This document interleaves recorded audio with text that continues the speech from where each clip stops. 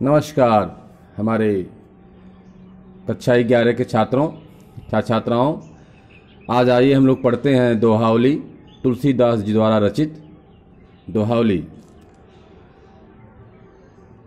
तो शुरू करते हैं। हरो चरहि तापहि बरत, फरे पसारहि हाथ, तुलसी स्वार्थ मीत सब, परमारथ रघुनाथ। हरो चरई, हरो चरई, हरो मतलब हरा रहने पर, हरा भरा रहने पर।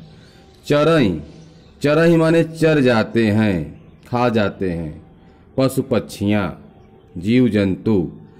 तापहि बरत, तापहि माने बरते हुए, जलते हुए को ताप लेते हैं, अर्थात जलती हुई अग्नि को ताप लेते हैं। जब अग्नि किससे जलती है? लकड़ी से।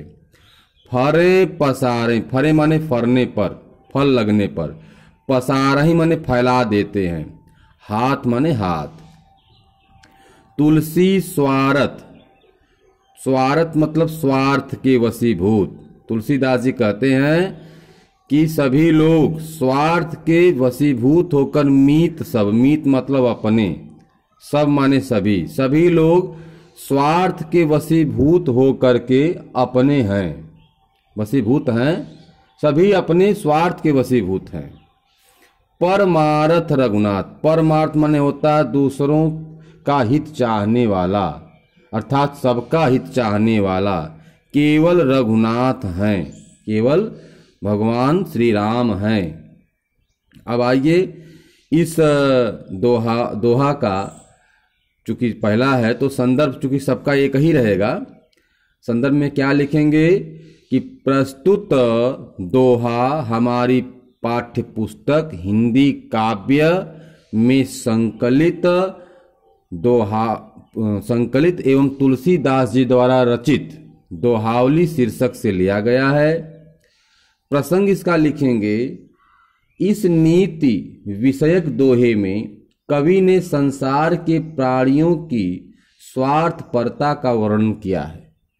प्राणी कितने स्वार्थी हैं, यहाँ पर एक वृक्ष का उपमा दे करके, उदाहरण दे करके मनुष्य के बारे में बात की गई है। अब व्याख्या लिखेंगे कि गोस्वामी तुलसीदास जी कहते हैं कि हरा होने पर, यानी जब वृक्ष हरा होता है तो उसे पशु पक्षियां चर जाते हैं, खा जाते हैं, चरहि माने चर जाते हैं। और सूख जाने पर, यही वही पौधा यदि सूख जाता है तो उसे लोग जलाकर ताप लेते हैं। और यदि वही पौधे में फल लग जाता है, फलने पर, फल लगने पर वही व्यक्ति, वही जीव, वही मनुष्य उसके सामने फल प्राप्ति की कामना से हाथ फैला लेते हैं। पसारहि हाथ मतलब हाथ फैलाते हैं।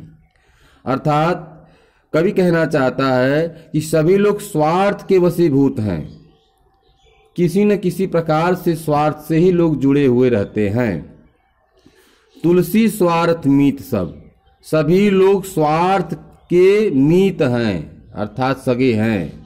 केवल भगवान श्री राम ही परमार्थी हैं, अर्थात सबका हित चाहने वाले हैं। अब इस दोहे में कौन सा अलंकार है? अन्योक्ति अलंकार है। जैसा कि आपको पता है, भाषा कैसी है? ब्रज है। शैली कैसी है? मुक्तक है। रस कैसा है? शांत है। शब्द शक्ति लक्षणा है। तथा गुण क्या है? प्रसाद है। छंद दोहा है। ठीक ना? छंद क्या है? दोहा है। तुलसीदास जी एक जगह और लिखे हैं अपने रामचरितमानस में ठीक इसी प्रकार से कि सुर नर मुनि सब, सबही की रीति, स्वार्थ पाय करऊं सब प्रीति। यानी गोस्वामी तुलसीदास जी ने एक जगह और यही लिखा है अपने रामचरितमानस में कि सुर नर मुनि सबही, सबकी यह रीति, स्वार्थ पाय करहु सब प्रीति। आइए अब दूसरे पे चलते हैं। मान राखिबो मांगिबो, पियसो नित नवने, तुलसी तीनौ तब फबै, जौ चातक मतले। मान राखिबो मांगिबो पियसो नित नवनेव तुलसी तीनौ तब फबै जो चातक मत लेऊ। मान राखिबो मांगिबो, मान राखिबो यानी मान रखना, सम्मान रखना। मांगिबो सम्मान, अपने अंदर सम्मान रखना, और सम्मान रखने के बाद मांगना यह मुश्किल काम होता है। यदि आप अपने अंदर मान रख रहे हैं, अभिमान रख रहे हैं, अपने अंदर अभिमान है, तो आप मांगने में शर्म रखेंगे, मांग नहीं पाएंगे किसी से। पियसो नित नवनेव यानी मान रखना और मांगना, तथा पियसो प्रियतम से, नित नवनेव, नित माने हमेशा, नव माने नया, नेह माने प्रेम। प्रिय, अपने प्रियतम से हमेशा नित नया प्रेम रखना, मान रखना, हमेशा याचक बन के रखना, अपने याचक बन के रहना, और अपने प्रियतम से नित नया प्रेम रखना। तुलसीदास जी कहते हैं कि तीनों तब फबें, तीनों तब अच्छा लगता है जौ चातक, जब आप चातक के बुद्धिमत्त के हिसाब से चलेंगे, बुद्धिमत्ता के हिसाब से चलेंगे। जैसे चातक पक्षी अपने प्रियतमा के लिए हमेशा प्रेम रखता है, हमेशा याचना रखता है, हमेशा उसके प्रति आकर्षण रखता है, उसी प्रकार यदि आप चाहते हैं कि आपका प्रेम हमेशा नित नया रहे, तो आपको चातक रूपी पक्षी की तरह रहना होगा। मान राखिबो मांगिबो पियसो नित नवनेव तुलसी तीनों तब फबे जो चातक मत लेव। तीनों तभी आपको अच्छा लगेगा, यानी मान रखना, मांगना और प्रियतम से हमेशा नया प्रेम रखना, ये तभी अच्छा लगेगा जब आप चातक रूपी पक्षी बनेंगे। अब यहाँ पर इसका संदर्भ जैसा कि मैं बता चुका हूँ कि प्रस्तुत दोहा हमारी काव्य पाठ्य पुस्तक हिंदी काव्य में संकलित दोहावली तुलसीदास जी द्वारा रचित दोहावली से लिया गया है। इसका प्रसंग लिखेंगे। इसका प्रसंग क्या लिखेंगे कि इस दोहे में कवि ने हमेशा अपने प्रेम को नया बनाए रखने के लिए चातक रूपी पक्षी से सीख लेने की बात कही है। तो इस प्रकार से आपका हो गया मान राखिबो मांगिबो पियसो नित नवनेव तुलसी तीनों तब फबै जौ चातक मत लेहु।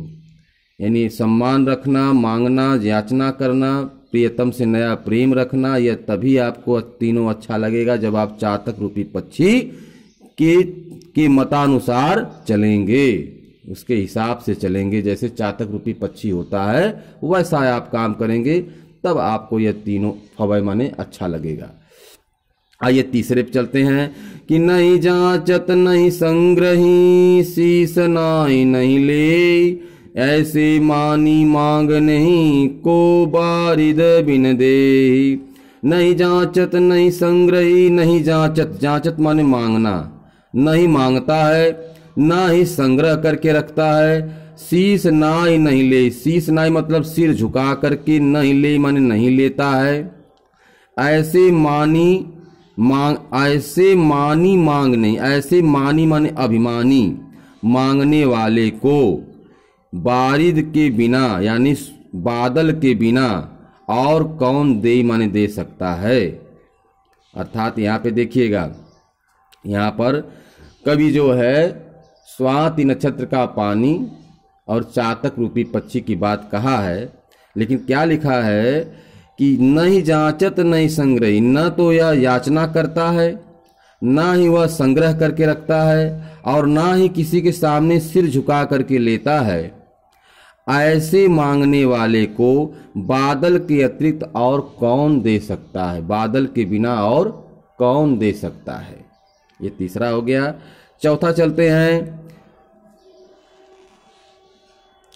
कि चरण चोंच लोचन रंगाओ चलाओ मराली चाल क्षीर नीर बिबरन समय बक उघरत तेहि काल चरण चोंच लोचन रंगाओ चलाओ मराली चाल क्षीर नीर बिबरन समय बक उघरत तेहि काल।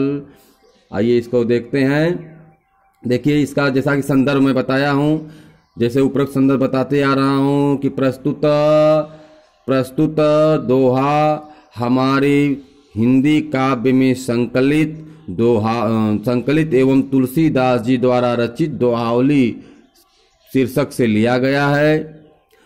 प्रसंग में लिखेंगे, इस दोहे में कवि ने बगुले और हंस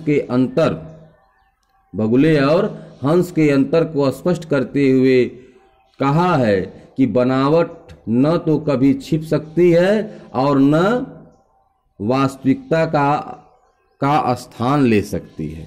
यानी बनावट से आप वास्तविक नहीं बन सकते हैं।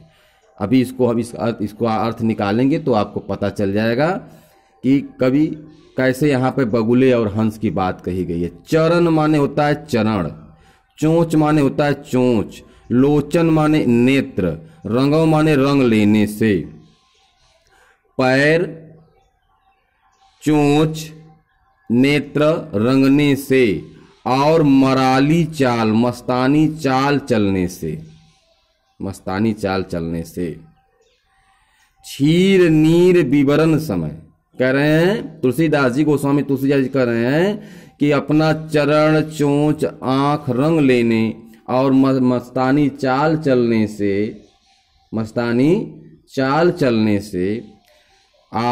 बगुला हंस नहीं बन सकता। निचले लाइन में आपको स्पष्ट होगा कि क्षीर नीर, क्षीर माने दूध, नीर माने पानी, दूध और पानी के अलग करने के समय, बक माने बगुला, उघरत माने उठ जाता है, जो छिपाव रहता है वह प्रकट हो जाता है। तेहि काल माने उसी समय बगुला यदि हंस बना है तो वह स्पष्ट रूप से दिखाई देने लगता है। यानी कवि कहते हैं, यहाँ पर गोस्वामी तुलसीदास जी कहते हैं कि यदि बगुला अपने पैर को, चोंच को, नेत्रों को रंग ले और हंस की चाल अगर चले तो भी वह हंस नहीं बन सकता, क्योंकि दूध और पानी को अलग करने का जो गुण हंस के पास है वह गुण बगुले के पास नहीं है। जैसे ही बगुला को दूध और पानी को अलग करने को कहा जाएगा, वह उसका जो बनावटीपन है वह सबको मालूम हो जाएगा। यानी उसका जो छिपाव है वो सबको स्पष्ट दिखाई देने लगेगा। जैसे कहते हैं ना, अगर आप के अंदर ज्ञान नहीं है, आप कोट पहन लें, आप काली कोट पहन लें और अधिवक्ता बन जाएं या न्यायाधीश बन जाएं, या फिर आप टीका उका लगा करके आप वस्त्र धारण करके, पीताम्बर धारण करके बहुत बड़े ज्ञानी बन जाएं, लेकिन आपको जैसे ही शास्त्रार्थ में सामने किया जाएगा, यदि आपको उसका ज्ञान नहीं है तो वह छिपाव जो आपका है वह प्रकट हो जाएगा, सभी जान जाएंगे। यहाँ गोस्वामी तुलसीदास जी यही कहना चाहते हैं कि जिस तरह से बगुला यदि अपना हंस की चाल चले और हंस बनने की कोशिश करे तो वह कभी भी हंस नहीं बन सकता।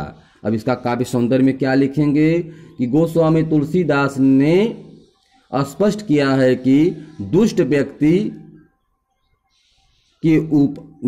व्यक्ति ऊपर से चाहे कितना भी प्रयास करे कि वह सज्जन दिखाई दे, लेकिन किंतु दुष्टता प्रकट हो ही जाती है। जैसे दुष्ट व्यक्ति है और वह कितना भी चाहे कि हम सज्जन दिखाई दें, लेकिन उसकी दुष्टता प्रकट हो जाती है। ठीक उसी प्रकार जैसे बगुला हंस बनने की कोशिश भले कर ले, लेकिन वह हंस नहीं बन सकता। तुलसीदास जी ने आगे काव्य सौंदर्य में एक और लिख सकते हैं कि तुलसीदास जी ने ढोंगी पाखंडी व्यक्तियों पर गहरा व्यंग किया है। जैसे कोई आजकल ढोंगी पाखंडी लोग ज्यादा हो गए हैं समाज में, तो ये जो दोहा है ना, आज के समय में बहुत फिट बैठता है। भाषा कैसी है? ब्रज है। शैली कैसी है? मुक्तक है। अलंकार इसमें अनियुक्त एवं अनुप्रास अलंकार है। रस शांत रस है, सभी में शांत रस है, याद रखिएगा। शब्द शक्ति लक्षणा है। छंद कैसा है? दोहा है। ठीक है। इसी प्रकार का एक कबीरदास जी ने भी कहा था कि साधु भया तो क्या भया, माला महिरी चार, बाहर भेष बनाइया, भीतर भरी भंगार। इस प्रकार से तुलसीदास जी ने ये लिखा हुआ है कि बाहर से, जैसे कबीरदास ने कहा था कि साधु भया तो क्या भया, माला महिरी चार, बाहर भेष बनाइया, भीतर भरी भंगार। अर्थात आप अंदर से नहीं स्वच्छ हैं, बाहर से स्वच्छ दिखने की कोशिश कर रहे हैं, तो वह स्पष्ट रूप से कभी न कभी सबको मालूम हो जाएगा। आइए आगे बढ़ते हैं कि आप कहाँ सब भला, अपने कहाँ कोई कोई, तुलसी सब कह जो भलो, सुजन सराही सोई। आप कह सब भलो, अपने कह कोई कोई, तुलसी सब कह जो भलो, सुजन सराही सोई। अपना अपना तो भला सभी लोग करते हैं, अपना अपना भला तो सभी लोग करते हैं, और अपने कह कोई कोई, और अपने के अलावा दूसरे का भला कोई कोई ही करते हैं। इसलिए तुलसीदास जी कह रहे हैं कि तुलसी सब कह जो भला, जो सबका भला चाहते हैं वही व्यक्ति सुजन माने सज्जन होते हैं, उन्हीं की सराहना की जाती है, उन्हीं की बड़ाई होती है। अर्थात अपनी भलाई, अपना हित तो सभी चाहते हैं, या अपने आप को तो सभी अपने आप को अच्छा समझते हैं। यहाँ पर ये भी हो सकता है कि अपने आप को तो सभी लोग अच्छा समझते हैं, दूसरे को अच्छा कोई कोई ही समझता है। तुलसीदास कहते हैं जो व्यक्ति सबकी भलाई चाहता है और सबकी अच्छाई चाहता है वही व्यक्ति सज्जन होता है, और उसी की समाज में सराहना की जाती है। आइए आगे बढ़ते हैं कि ग्रह भेषज जल पवन पटा, पाई कुजोग सुजोग, होई कुवस्तु सुवस्तु जगह, लखाई सुलक्षण लोग। ग्रह भेषज जल पवन पट, पाई कुजोग सुजोग, होई कुवस्तु सुवस्तु जगह, लखाई सुलक्षण लोग। ग्रह नक्षत्र, भेषज औषधि, जल जल, पवन पवन हवा, पट माने वस्त्र, या कुजोग माने योग माने क्या होता है, योग करना। कु माने बुरा योग यानी बुरा संयोग, बुरा साथ, और सुयोग माने अच्छा साथ, अच्छाई बुराई। कह रहे हैं ग्रह नक्षत्र औषधि जल हवा और वस्त्र अच्छाई और बुराई पा करके कुवस्तु और सुवस्तु संसार में बन जाते हैं, अच्छी वस्तु और बुरी वस्तु बन जाते हैं। लखई सुलक्षण लोग, जिसे अच्छे लोग देख पाते हैं, देख लेते हैं, समझ जाते हैं। ठीक है, ग्रह औषधि जल हवा वस्त्र, अच्छा संयोग, अच्छा संयोग और बुरा संयोग पा करके अच्छी वस्तु और बुरी वस्तु में बदल जाते हैं। इसे अच्छे लोग अच्छी तरह से जान जाते हैं। लखई माने देख लेते हैं, अच्छे लोग अच्छी प्रकार से देख लेते हैं, समझ जाते हैं। आई बात समझ में? अब आइए आगे बढ़ते हैं। आइए सुन लेते हैं यहाँ से कि जो सुनि समुझई तीरत, जागत रहें सुसोई, उपदेशी बो जगाई बो, तुलसी उचित न होई। गोस्वामी तुलसीदास जी कहते हैं कि जो सुन करके समझ करके भी, जो सुनकर समझ करके भी अनैतिक काम करता है, जागते हुए भी सोता रहता है, उसको उपदेश देना, अर्थात अनैतिक काम करने, समझ बूझ करके भी अनैतिक काम करने वाले को उपदेश देना, और जागते हुए व्यक्ति को सोने का जो नाटक कर रहा है उसको जगाना, यह उचित काम नहीं होता है। अर्थात गोस्वामी तुलसीदास जी कहते हैं कि जो व्यक्ति जानबूझकर गलती करता है उसे उपदेश देना मूर्खतापूर्ण होता है, उसे उपदेश नहीं देना चाहिए। अब इसका आप जो है लिखेंगे काव्य सौंदर्य में लिखेंगे कि सब कुछ जान करके जो व्यक्ति अनुचित मार्ग पर लगा हुआ है, ऐसे व्यक्ति को किसी गंभीर हानि होने के पश्चात ही सही मार्ग पर आ पाता है, अर्थात उसको उपदेश देने का कोई फायदा नहीं है। इसमें भाषा कैसी है? ब्रज भाषा है, अलंकार अनुप्रास है, रस शांत है, शब्द शक्ति लक्षणा है, गुण प्रसाद है, छंद दोहा है। अगला चलते हैं कि बरसत हर्षत लोग सब, करसत लख न कोई, तुलसी प्रजा सुभागते भूप भानु सो होई। अर्थात वर्षा करते समय सभी लोग प्रसन्न हो जाते हैं। जैसे जब वर्षा होती है तो सभी लोग प्रसन्न हो जाते हैं, लेकिन जब वही सूर्य धरती की नमी को सोखता है तो कोई नहीं जान पाता, कोई नहीं देख पाता। लखै न कोई, कोई नहीं देख पाता। तुलसीदास जी कहते हैं कि ऐसी प्रजा सौभाग्यशाली है जिसका राजा सूर्य के समान होता है। अर्थात यहाँ कहने का भाव है कि सूर्य जिस प्रकार से धरती की नमी को जब सोखता है तो कोई नहीं जान पाता, लेकिन जब वर्षा होती है तो सभी लोग हर्षित हो जाते हैं। ठीक उसी प्रकार राजा को भी प्रजा से उतना ही टैक्स लेना चाहिए कि प्रजा न जान पाए, लेकिन जब वही राजा प्रजा का भला करे, प्रजा के लिए कार्य करे तो प्रजा जान जाए, अर्थात प्रसन्न हो जाए, प्रजा प्रसन्न हो जाए। आइए अब आगे बढ़ते हैं कि मंत्री गुरु अरु वैद जो प्रिय बोलहि भयास, राज धर्म तन तीन करे होहि बेगहि नास। इसमें गोस्वामी तुलसीदास जी कहते हैं कि मंत्री गुरु और वैद, और माने और वैद माने वैद, यदि प्रिय बोल रहे हैं, भय के कारण प्रिय बोल रहे हैं, तो मंत्री यदि राजा के भय से प्रिय बोल रहा है तो राजपाट का नाश हो जाएगा। गुरु यदि समाज के भय से प्रिय बोल रहा है, समाज के हिसाब से बोल रहा है, धर्म के हिसाब से नहीं बोल रहा है तो धर्म का नाश हो जाएगा। वैद्य यदि अपने रोगी शरीर की स्वस्थ होने के बजाय रोगी के हिसाब से, रोगी के भय के कारण उसके हिसाब से यदि उसको दवा दे रहा है तो उसके तन का भी शीघ्र ही नाश हो जाएगा। यानी गोस्वामी तुलसीदास जी कहते हैं कि मंत्री गुरु और वैद्य को हमेशा न्याय संगत कार्य करना चाहिए, तभी समाज का उत्थान हो सकता है, राज्य बच सकता है, धर्म का उत्थान हो सकता है और रोगी व्यक्ति स्वस्थ हो सकता है। इसका आप क्या लिखेंगे?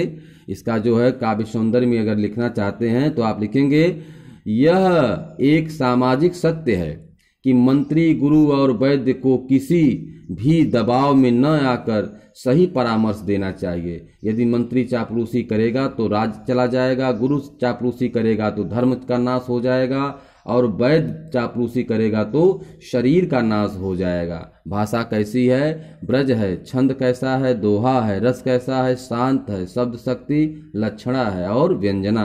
गुण प्रसाद है। अलंकार यथाक्रम शैली मुक्तक है। ठीक, अब आगे बढ़ते हैं, लास्ट वाला है, देख लेते हैं कि तुलसी पावस के समय धरे कोकिलन मौन, अब तो दादुर बोली हैं हमें पूछिए कौन। तुलसी पावस के समय, तुलसीदास जी कहते हैं कि वर्षा काल में, जिस प्रकार वर्षा काल में कोकिलन मौन, कोयलें मौन हो जाती हैं, समय धरी माने धारण कर लेती हैं, वर्षा काल के समय कोयल जो है मौन धारण कर लेती हैं, क्योंकि उन्हें पता चल जाता है कि अब तो दादुर बोली, अब तो मेढक बोलेंगे और हमें कौन पूछेगा, अर्थात अब हमारी आवाज कौन सुनेगा। यह एक अन्युक्ति बोला गया है, व्यंग्यात्मक है। अब इसका जो है प्रसंग में क्या लिख सकते हैं? किस दोहे में अन्युक्त के माध्यम से तुलसीदास जी ने यह व्यक्त किया है कि जब समाज में ढोंगियों का सम्मान तथा गुणवानों का अपमान होता है तो गुणवान व्यक्ति मौन ही धारण कर लेते हैं। अर्थात जैसे वर्षा काल आने पर कोयल चुप हो जाती हैं और मेढक बोलने लगते हैं, और कोयल का महत्व कोई नहीं पूछता है, नहीं जानता है, ठीक उसी प्रकार से जब मूर्खों की संख्या अधिक हो जाए तो वहाँ विद्वान चुप हो जाते हैं। काव्य सौंदर्य क्या लिखेंगे? दुष्टों की शक्ति पर बढ़ जाने पर सज्जनों की बात कोई नहीं सुनता, यह सर्वथा सत्य है। भाषा कैसी है? ब्रज है। शैली मुक्तक है।